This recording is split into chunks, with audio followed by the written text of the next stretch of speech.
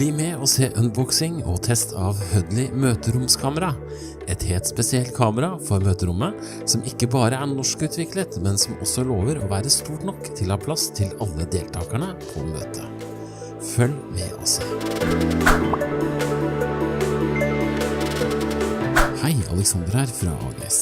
I dag skal du få se unboxingen av Huddly møteromskamera, som vi har fått låne av den norske distributøren EET. Huddly kommer pent pakket inn sammen med det meste av tilbehøret du trenger i denne lille esken. Her følger du med en liten oppbevaringspose som du kan ha kamera i når du ikke bruker det. Med esken får du også en USB-C-kabel til vanlig USB som du kan plugge inn i PC eller Mac. Du får også med en forlengelseskabel dersom du har litt avstand til skjermen du skal koble deg på. Men det mest spennende, selve Huddly-kamera, det ligger her i denne blå esken. Det unike med Huddly er at det er et intelligent vidvinkelkamera, slik at du skal få mer plass i bildet enn på et vanlig møteromskamera. Med ekstrem vidvinkel kan du dekke hele møtebordet, både på små og store møterom. Noe som vi skal teste ut litt senere i videoen.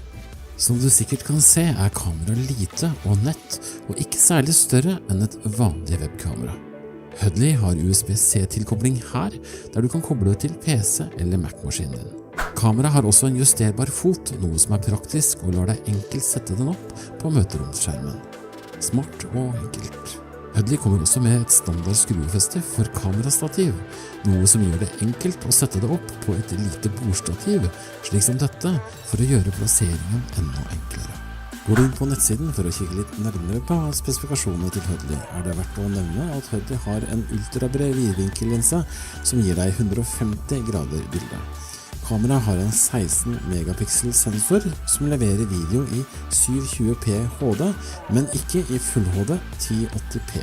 I tillegg får du funksjoner som dynamisk optimalisering av lys, filtrering av støy i bildet og digital panorering, tilt og zoom uten tap av kvalitet, bare for å nevne noe.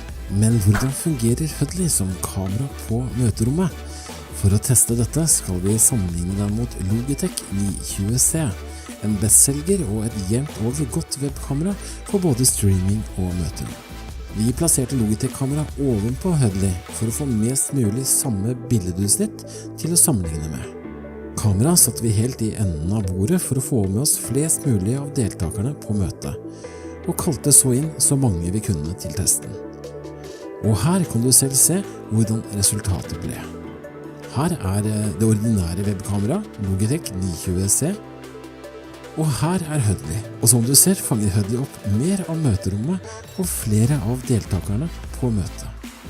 Her er begge kameraene side om side. Huddly er liten og portabel og fungerer også fint til 1-til-1-sesjoner eller på mindre møterom. I en vanlig Skype eller call på Teams ble bildet også veldig bra, synes vi.